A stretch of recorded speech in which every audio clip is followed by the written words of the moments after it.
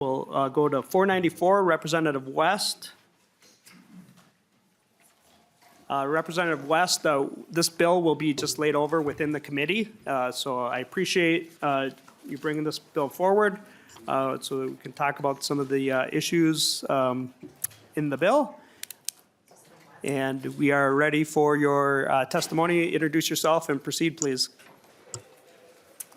Thank you, Mr. Chair, and thanks for having me, committee. I'm sorry, Representative West, there are two amendments, I think. I forgot. Do you want to introduce it, or you want me to add the amendments first? I would like to briefly, I'd like to talk on the second of the two amendments, just. Go ahead then, Representative West. So, first, let the record show I did not show up to committee empty-handed. We must, everybody who comes. Representative Myers, can you take note of that, please? Okay, Vice Chair Myers, it's noted. Please proceed. So please enjoy. Hi-chews are a delicious candy from Japan. They were originally developed as a chewing gum that you could swallow. So as you enjoy a fruity deliciousness, note that it's a beautiful piece of history and international culture. So how about that? I have two amendments. One, the A1 is a clarifying amendment, and the A2 is an amendment that claws back some of the funds that are remaining, as they're not a lot remaining. Of Chair Cagle actually did bring that up while I was walking back here. She said there's only $600,000 left in the account, and it's, considering our budget situation, I think we could use that money. So I'll let you go through the amendments. Thanks. Thank you, Representative West. I will move for you the A1 amendment. It's a technical amendment and has all in favor of the A1 amendment, say aye. Aye. Any opposed? The A1 amendment is adopted. Next, we have the A2 amendment. The A2 amendment, as was stated, redirects any of the funds left over back to the Highway User Tax Distribution Fund. All those in favor of the A2 amendment signify by saying aye. Aye. Those opposed? The A2 is adopted. Representative West, your amendments are adopted. Please proceed then. Thank you, Mr. Chair, and thank you, committee, for putting the bill in the shape in which I would like it. So we find ourselves in a tough fiscal situation, as we all will know. We had an $18 billion budget surplus, and after single-party control of state government, we now have a $5 billion budget deficit we're staring in. And that's even with raising taxes by $10 billion. So House File 494 will prohibit future funding and claw back any funding that's left for the Reconnect Rondo project. And it's not because it's not a noble project, but looking at our impending budget deficit, we have a fiscal responsibility to the state to limit excess spending where we can and prioritize what money we do have. We have to deal with it. So if you look at the price tag on the project, we're looking at over $400 million is what they're saying. That's a lot of money. We could do quite a bit with $400 million. And this is just for a single community, a single area. Well, in the legislature, I've worked hard to get money for Highway 65. And after years and years and years, got a little over $200 million, which is great. That's half this to do a stretch of road that is a critical need for a whole region of the state. I know everybody here probably has a road in their district that they need done. You know, 169, 212, Highway 5, all these roads could be, they really do need work. We have the 5th largest road network in the state. I've heard we might have moved up to 4th in the country. And that's an expensive operation. And when we're at a $5 billion budget deficit, we need to find money where we can. And $400 million spent on a single project for a single area, well, I am sure it is good for the area. I would love $400 million in my district as well. When we're looking at a $5 billion budget deficit, it does not make sense. So I would ask your members to support this. I'm pretty sure it's just being laid over, but that is the crux of the bill. Let's be fiscally responsible given the situation we find ourselves in now. Excuse me. Thanks for the treat. It's caught in my throat. Representative West, thank you for the introduction. Members, following on the backs of the previous bill that we heard, I think that's the relevance is more highlighted. Next week we will, or later this week, we will have the updated forecast. So part of the reason why we wanted to hear the bill. I believe we have MnDOT with us. If they could, I've asked them to kind of give us an update on this project, and they rightfully so want to, I also asked them to talk about the Reimagine I-94 project, and very separate projects in the minds of MnDOT. But if you could just base the committee with the update on kind of where those projects are. I guess we hear the cost of 450 million on the Rondo part. Mr. Radin, please introduce yourself, and if you could just give us a little bit of an overview. Hopefully I'm not putting you on the spot, but give us some grounding on those two projects. Sure. Thank you, Mr. Chair. Eric Radin with MnDOT Government Affairs. And starting with Rethinking 94, so this is an effort that has been underway for quite some time already. We are in the midst of an environmental process governed by NEPA, the National Environmental Protection Act, that spells out how we go through an environmental review process. And so that is underway. Just in December, we announced 6 alternatives that we are proposing to move forward to the next stage of the environmental process, and 4 that we are recommending not be moved forward. So that is just a recommendation. There will be significant community outreach over the next several months, and then a final decision to come up with a firm recommendation and decision on those alternatives would be made approximately a little less than a year from now. So of the 6 alternatives that we're recommending to move forward, the land bridge concept would work with any of those alternatives. So we're not at a point yet where we can say definitively whether a land bridge would be included as part of a future project or not. But again, any of the 6 alternatives that we're recommending to move forward could accommodate a land bridge. So that's where the department is. There is a separate and somewhat independent process that's being led by Reconnect Rondo to develop a land bridge. They've received state and federal funds to do some work on that. We are certainly coordinating with them and trying to make sure that the process that we're engaged in is coordinated to a certain extent with their effort, although we have to be a little bit careful because we can't sort of predetermine the outcome of our environmental process to recommend a specific project at this time. So we're certainly talking to them and coordinating with them. We also are the fiscal agent for the grant the legislature has provided previously, so we're coordinating with them from that aspect as well. Mr. Radin, I was trying to search on your website. Is this information, your 6 alternatives and 4 not, is it easier identified, or can you send the committee a link because I wasn't able to find it during a quick search? But I imagine something's on your website? Mr. Chair, yes, the website is almost maybe too big. There's so much information there, it's sometimes hard to find what you're looking for, but I'll certainly send a link with those alternatives to the committee. Representative Kraft? Thank you, Mr. Chair. And my question is for Representative West. Welcome to the committee. So I don't know whether the Reconnect Rondo is the right thing to do or not. But you're here asking us, suggesting that we should stop an investment of about $500,000, correct? I actually want to ask that question. I'll continue. So if that's what we're being asked to stop, do you know what the value is of the Reconnect Rondo project, how much it's expected to return to the community, to the state over the next, say, 20 years? Representative West? Thank you, Mr. Chair, and thank you, Representative Kraft. Yes, the goal is to acquire at least this small portion of money that's remaining.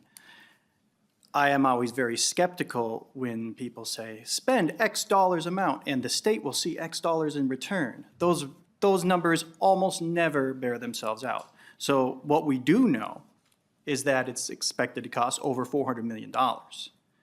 And when you look at the needs around the state, which I'm sure this committee has spent a lot of time already talking about the insane transportation needs around the state, that $400 million would be far better spent for the state as a whole on improving that rather than on a very localized and specific project.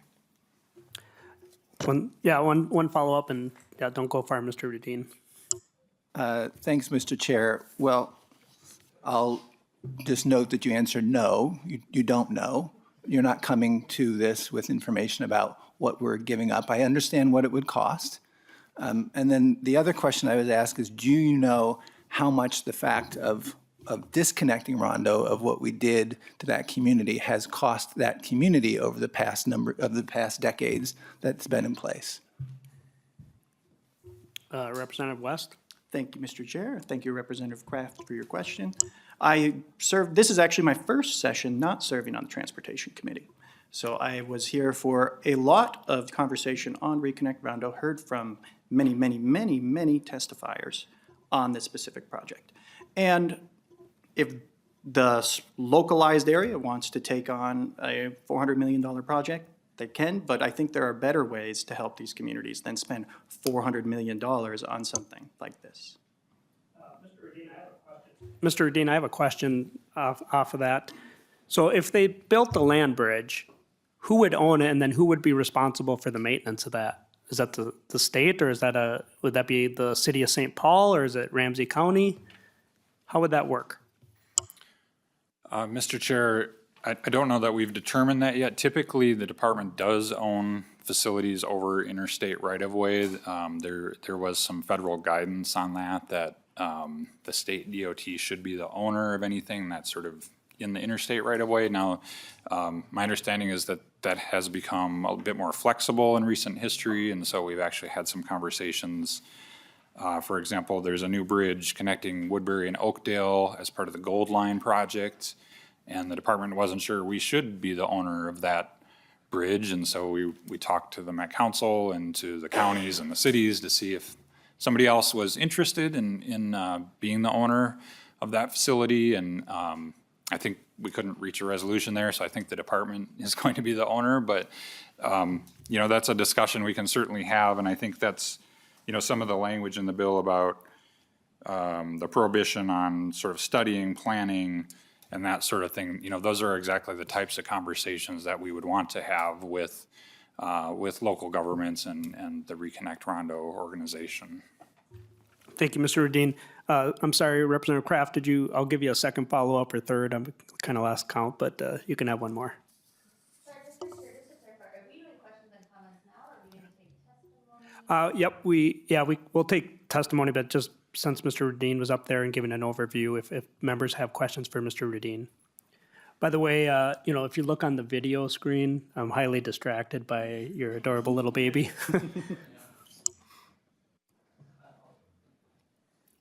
Representative Cagle. Okay. We'll move to testifiers if there's no other questions right now for Mr. Rudin. Mr. Phelan.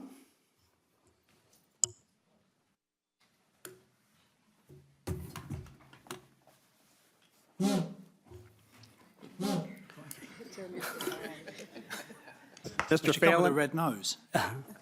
welcome to the committee. Please introduce yourself and proceed with your testimony, please.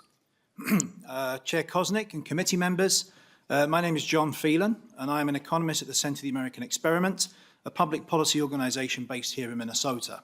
I'm here to express my strong support for HF 494. First, some context. In February 2023, Minnesota Management and Budget forecast a state government budget surplus of $17 billion for the 2024-2025 biennium. In that historic session, the DFL trifecta spent every penny of that surplus, and between 2019 and 2024, Minnesota's state government spending per person and adjusted for inflation increased by 23%.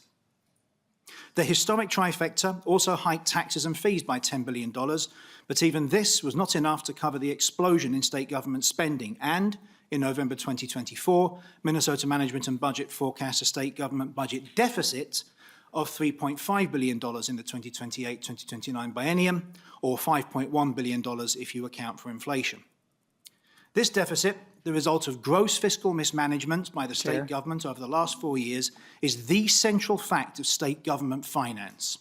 Never mind speculation on what it might generate or what the costs of building I-94 decades. Excuse me, Mr. Chair, are we decades ago. speaking about this bill or? Representative Kraft, the testifier is testifying. Please don't interrupt.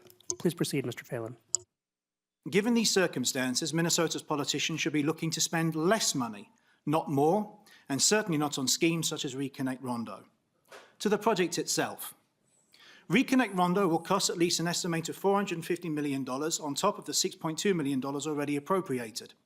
But if we want 13 acres of park and open space, a business incubator hub or marketplace, and a hub for the 21st century careers in tech, engineering, and clean energy, while also providing pathways into traditional skilled trades like plumbing, electrical work, and construction, end quote, there are far cheaper ways of getting them than building a 300-foot-long tunnel during the construction of which I-94 will be closed, and which will block trucks carrying hazardous materials and increase the severity of motor vehicle accidents.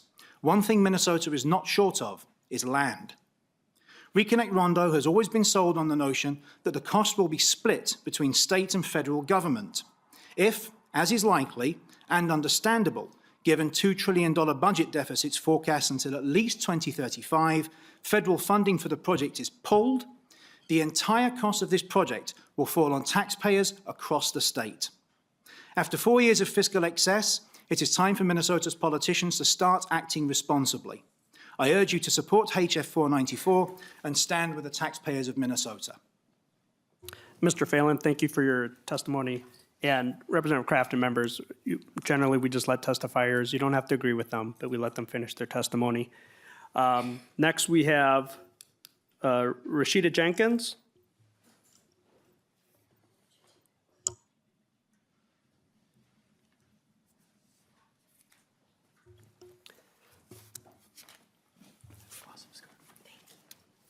Hello, welcome to the committee. Please state your name and proceed with your testimony. And we will get through as many of the testifiers as we can, and then the bill will be laid over. So I think we were pretty good on time with testifiers. So go ahead and please proceed. Good afternoon, Chair. My name is Rashida Jenkins, and I'm here in opposition to the bill of HF 494. I'm not here to talk about the money because it's about the people. Being a daughter of Rondo, I was raised with such confidence, such love to be seen and to be understood and to be in a community that I knew loved me, that raised me in love. And this is after 1956, when 94 devastated over 300 businesses, over 700 homes. I was raised in a community of love. And when I hear people talk about the money and how we need to be responsible and how we need to look out for the fiscal budget, what I'm not hearing is the lives that were impacted by what was created through the community. I believe that the community is the fabric that is the insulator of family. And when you are raised in a family, in a community where you are loved and supported, you turn around and you create love and support for your family and the rest of the community and the world. We are not living in a silo. One place that is impacted impacts everyone. And when we reconnect Rondo, that will have such a huge loving impact on the rest of the world, not just one town, not just one city, not just one community. Because we are looking out for the bigger picture. This is not just about Rondo. This is about Minnesota. This is about the United States of America. And we are the catalyst for change. You have a great opportunity today to make a difference. Thank you. Ms. Jenkins, just to clarify, and I might have missed it, could you state what group you're with, just for the record? I am the president and founder of Growth Industries, but I'm here on behalf of Reconnect Rondo. Okay, thank you. And if I missed that earlier in your I introduction, don't think I stated apologize. that, sorry. No, no problem, thank you. Thank you. Next, we have Mr. Keith Baker, Executive Director of Reconnect Rondo.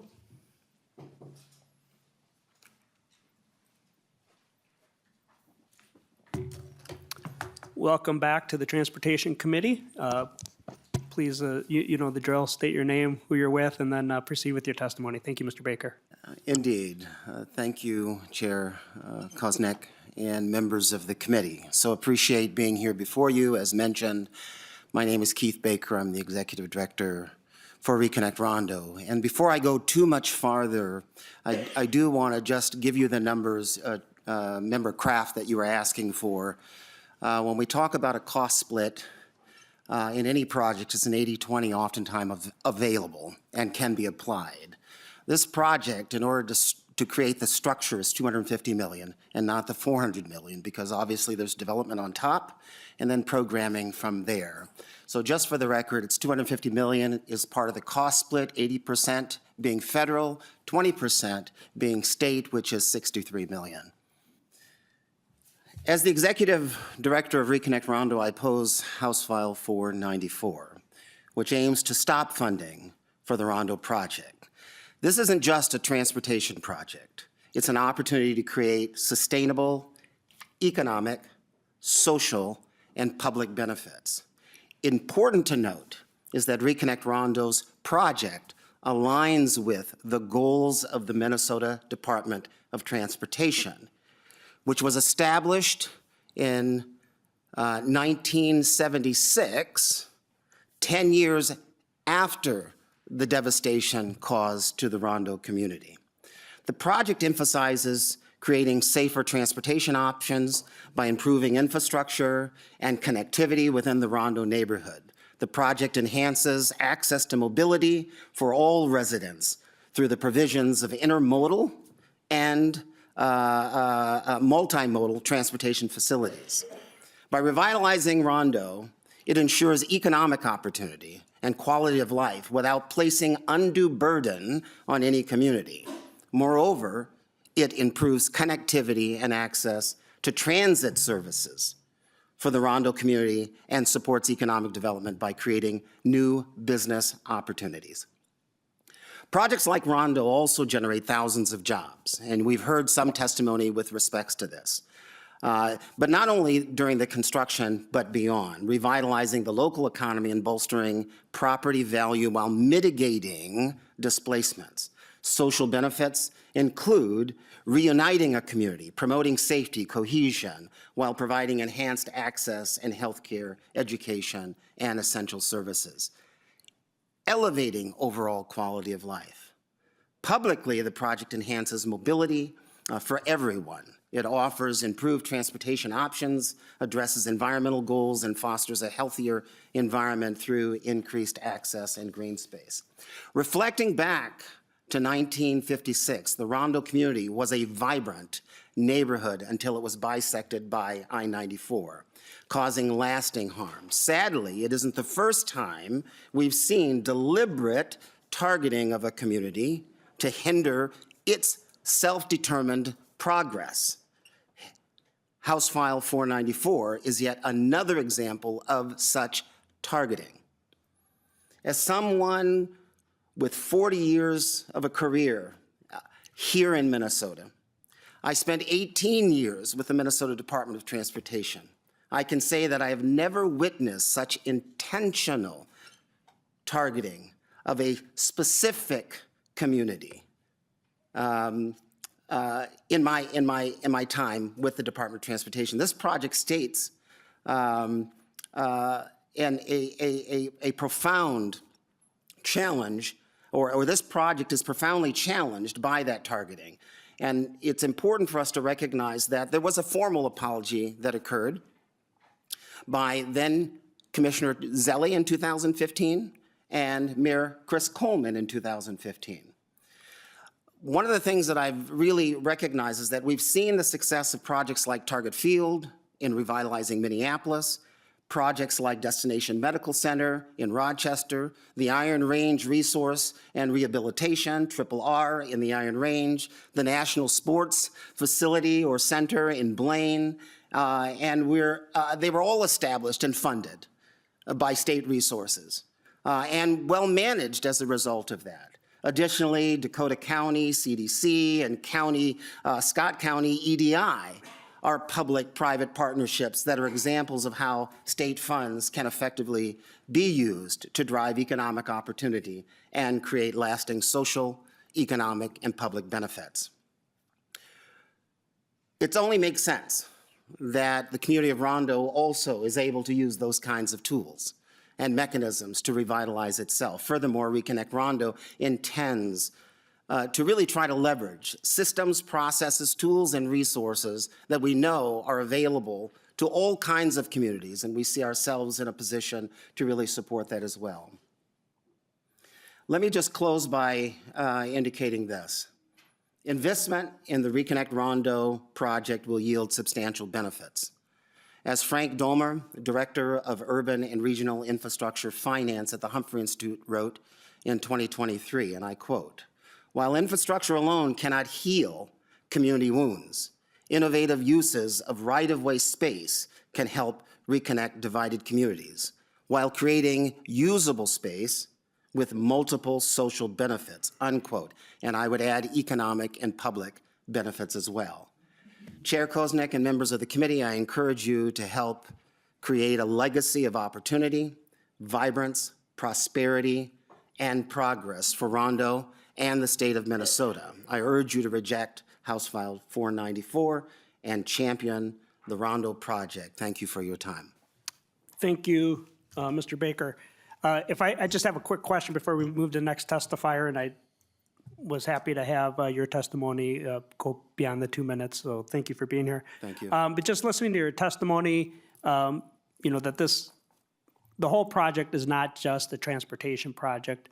Are you opposed to only using a portion of trunk highway funds and then the rest, because there are other factors that are included in this very visionary concept, that they would be not just transportation dollars, maybe other general funds, economic development dollars?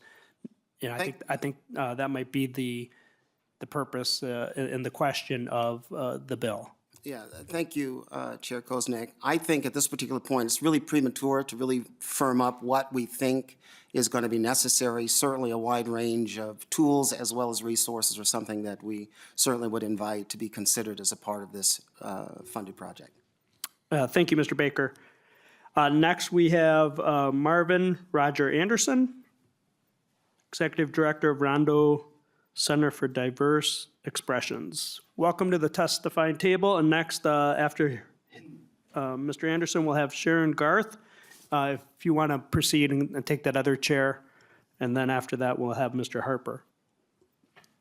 Mr. Anderson, please introduce yourself for the record and proceed with your testimony. If we could keep it under 2 minutes, that would be great. Thank you for being here.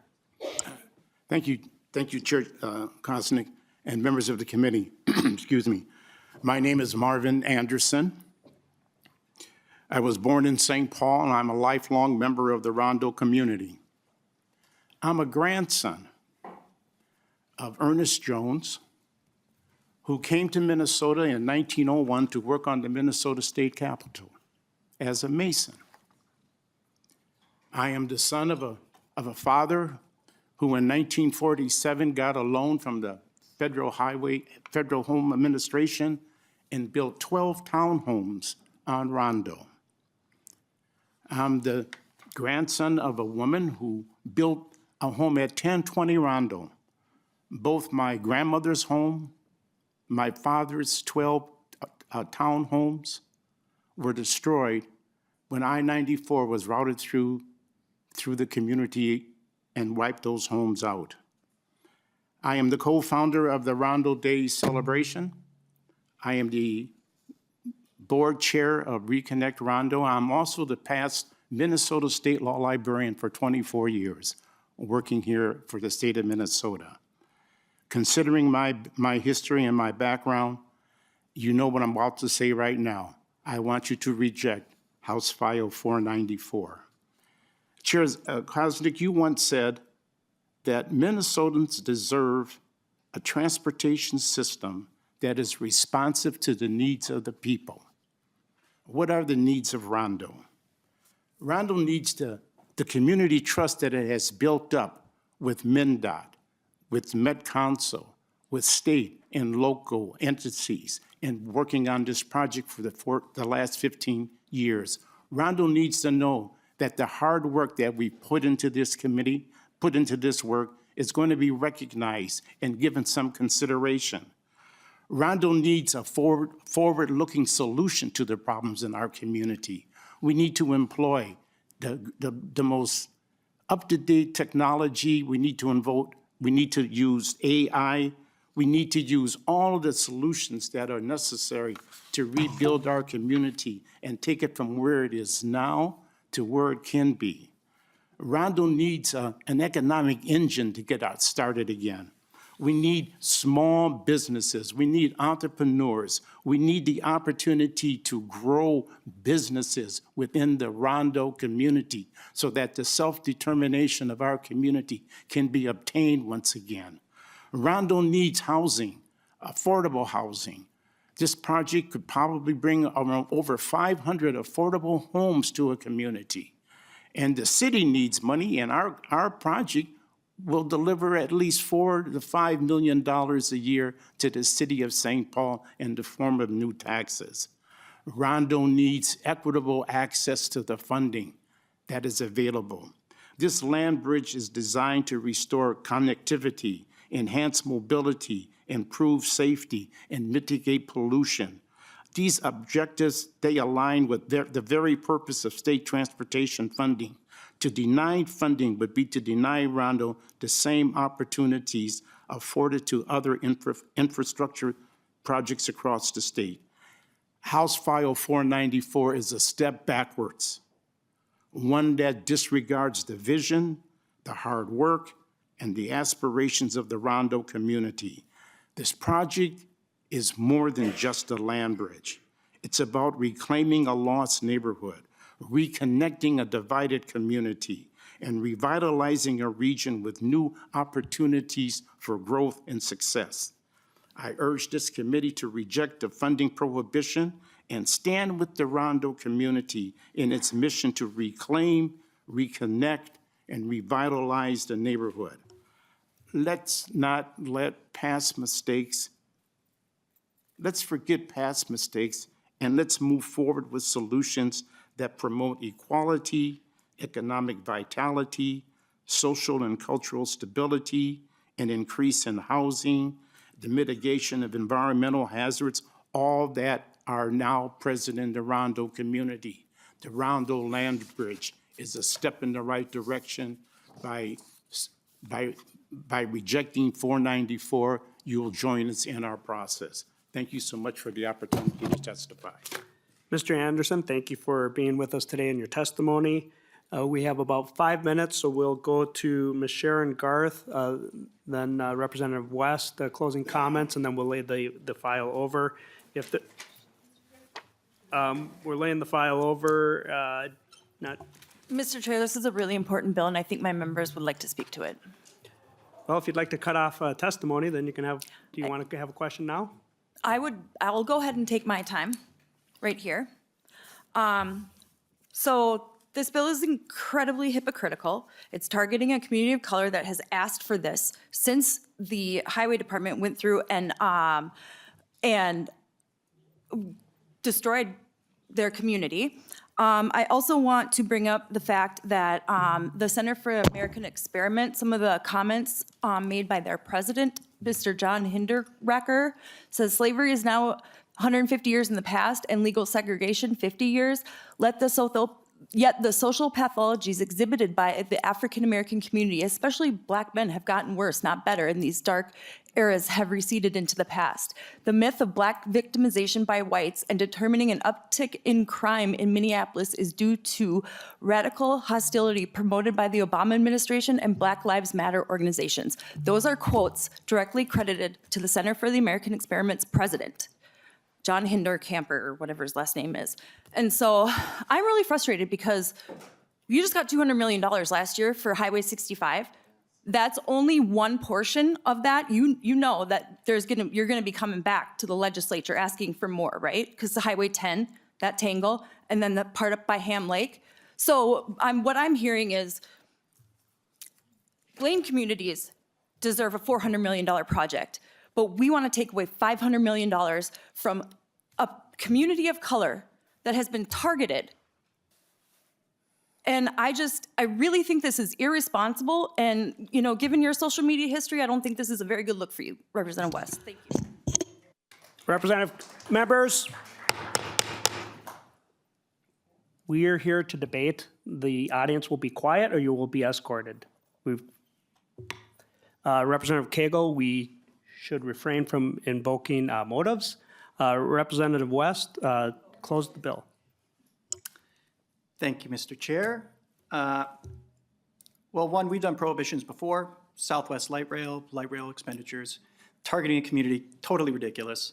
We're trying to be responsible with tax dollars of our state. $600,000 left of, what, 6.7 million, and we still don't have a firm idea on what's going to be done. We're just trying to be responsible here, and we have a lot of money. If we're not over yet, though, I think it is, I will cede my remainder of the time to the testifying. Representative West, where it's please at. close out your bill. All right. Oh, are you done with your comments? Yeah. Members, we will lay over House File 494. I apologize to members of the public that didn't get a chance to testify.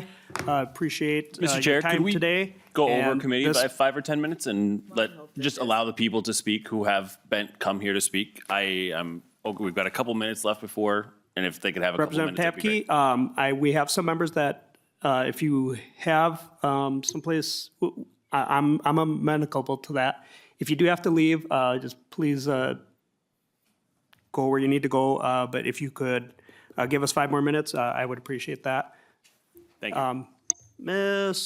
House File 494 is laid over. Ms. Garth, I appreciate your time here today. Please proceed with your testimony, but keep it as short as possible. And we have 3 other members on the committee, or excuse me, on the list, but we will be going over as our committee time is passed.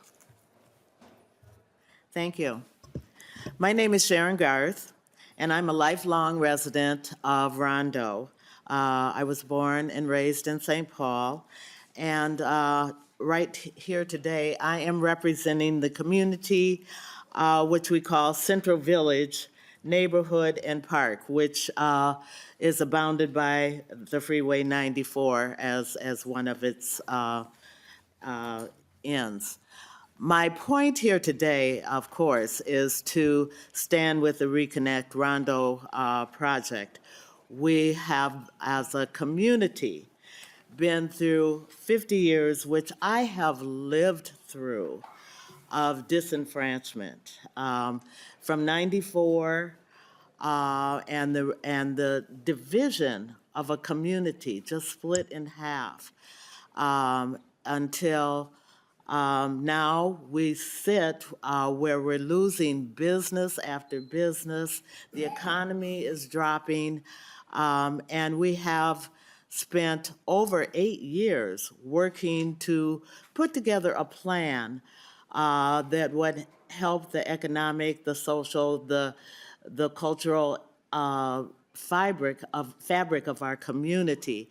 And we're here to say that our community is important, that we have stood through all that has been given to us, but now we want to rise above, and we want our community to rise and to shine.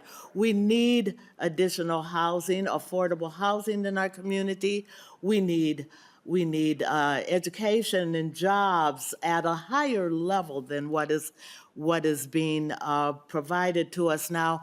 And this plan has really addressed all of the needs of the community, not just now, but for the next 20 to 30 years, so that our community can thrive again and be alive. And so we're here to say that we have stood as a beacon in St. Paul through all that we have been through.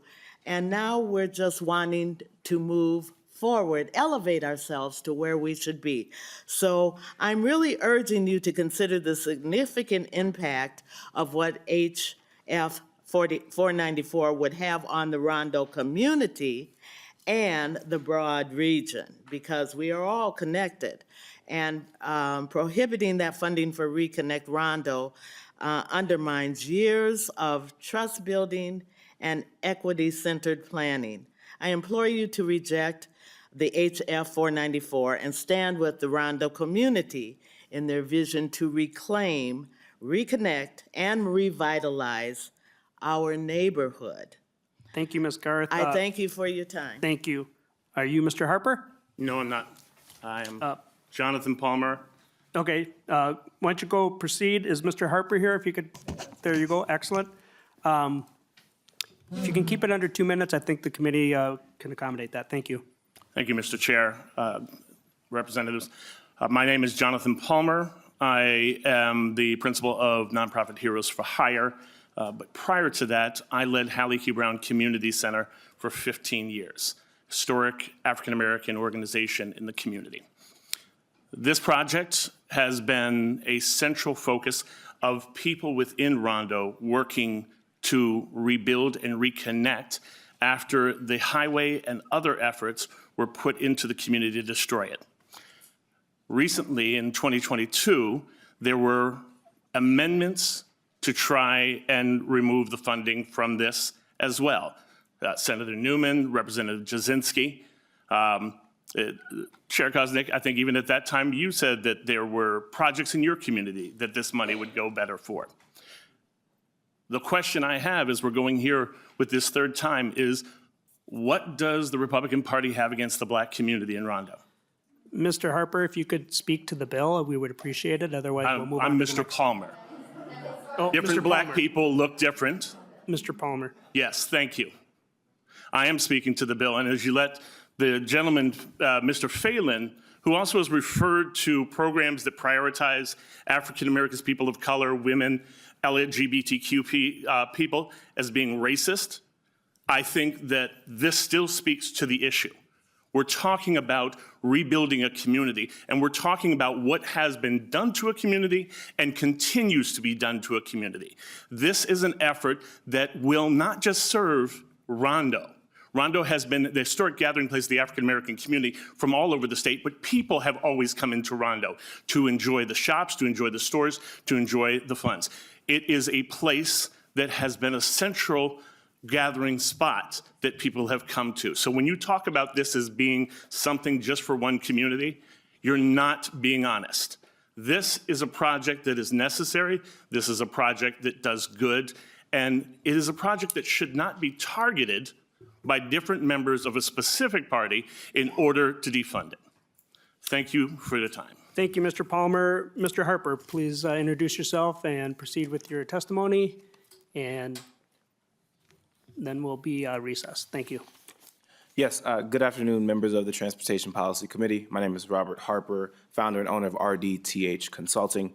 We had the privilege of consulting for MnDOT and the University of Minnesota Humphrey School of Public Affairs on the research team who calculated the disadvantaged business enterprise goals for 2022 to 2024.